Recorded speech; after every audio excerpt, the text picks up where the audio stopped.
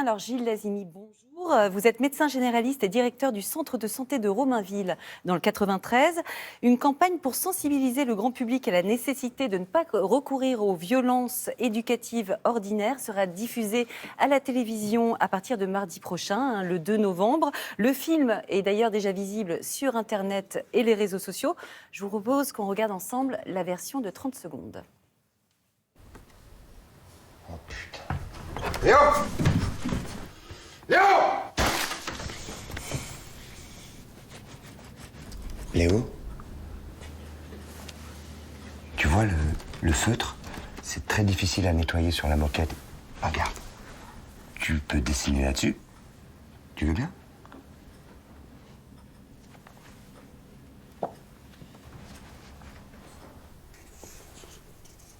Alors cette campagne a été lancée par la Fondation pour l'enfance et l'association Stop VEO. VEO, c'est violence éducative ordinaire, et vous en êtes le coordinateur.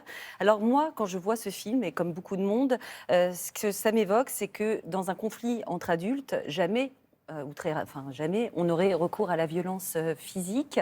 Est-ce que le message justement de ce film, c'est qu'on ne fait pas à un enfant ce qu'on ne ferait pas à un adulte? Tout à fait. Tout à fait, c'est le message, très clairement. Avec un adulte, on privilégie le dialogue. Avec un adulte, on n'est pas violent. Il y a des lois. C'est quelque chose qui est admis. On n'a même pas besoin d'études pour dire que les violences ont un effet néfaste sur les enfants, sur les adultes. Très clairement, là, on dit ne faites pas aux enfants ce que vous ne faites pas aux adultes, et toujours privilégier le dialogue. Quand il y a un conflit, quand il y a une tempête, je prends l'exemple de la casserole de lait qui bout, soit on met le couvercle, et là, ça va exploser un peu plus tard, soit on éteint le feu. On baisse le feu. Voilà, on baisse le feu, et là, on peut dialoguer, on peut comprendre ce qui se passe, et puis, il faut faire avec des exigences qui correspondent aux besoins de l'enfant.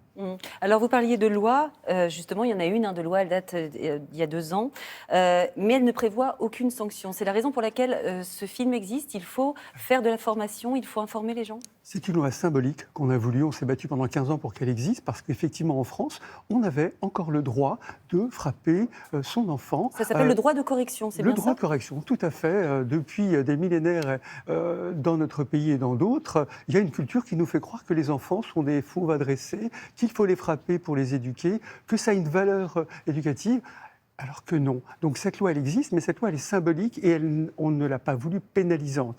Elle modifie le Code civil, elle précise l'autorité parentale s'exerce sans violence physique ou psychologique. C'est essentiel. Ça veut dire qu'on peut faire autrement. Comme on peut faire autrement avec les hommes et les femmes. Il y a 40 ans, les hommes frappaient les femmes et râlaient parce qu'on leur mettait des lois. Ben non, c'est la même chose. Là, on ne touche pas un enfant. Il n'y a pas de petits coups, de grands coups. Alors justement, quelle différence faites-vous entre une violence éducative ordinaire, une simple punition et carrément de la maltraitance? Est-ce qu'il y a un seuil à partir duquel on se dit là c'est trop, enfin comment faire? Alors, est-ce qu'il y a un seuil avec un adulte? Parce que moi, on me dit oui, alors une gifle par mois, 2 gifles dans l'année, qu'est-ce que c'est?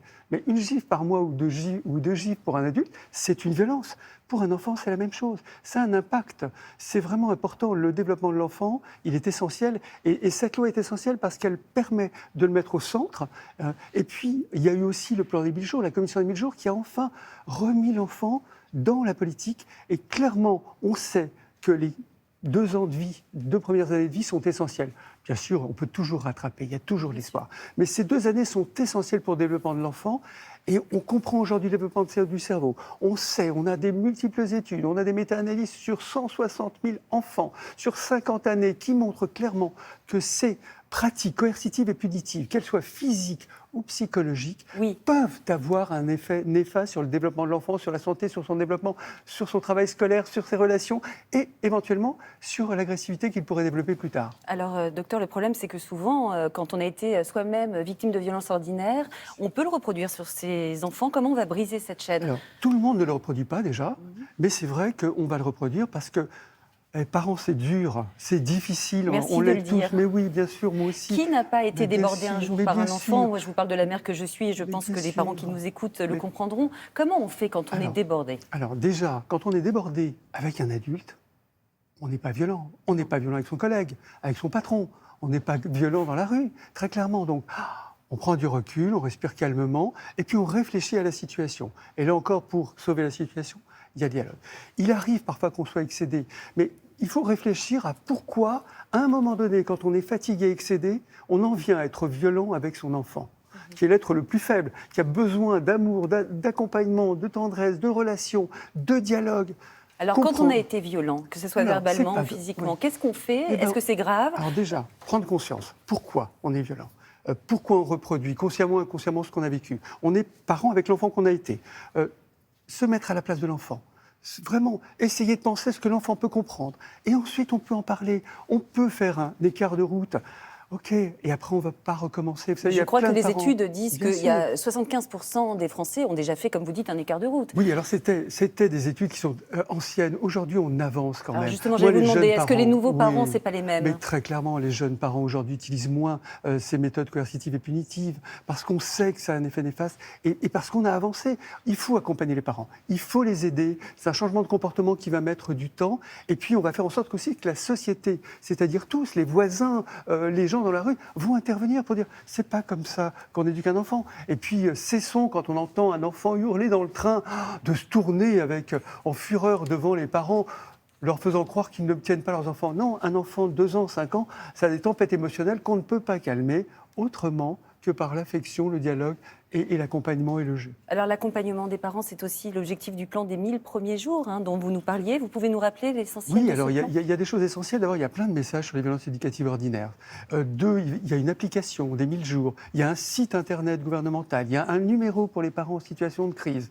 Et puis, il y a aussi le développement. Il va y avoir des campagnes aussi. Donc, France Télévisions est partenaire de notre campagne et elle est partenaire aussi de cette campagne. Donc, c'est vraiment important. Ces campagnes sont là pour dire les parents ont des questions. Eh bien, ces lieux pourront répondre à ces questions, ces films pourront répondre. Et c'est essentiel, il faut les accompagner et on ira, je veux dire, tous les parents n'ont qu'un seul objectif, c'est que leurs enfants deviennent des adultes harmonieux, heureux, empathiques et non violents. Et des futurs parents harmonieux et empathiques. Merci beaucoup Gilles Lazimi. Je rappelle que la campagne contre les violences éducatives ordinaires sera diffusée à la télévision à partir de mardi prochain et qu'on peut déjà voir cette campagne sur les réseaux sociaux et Internet. Merci à vous.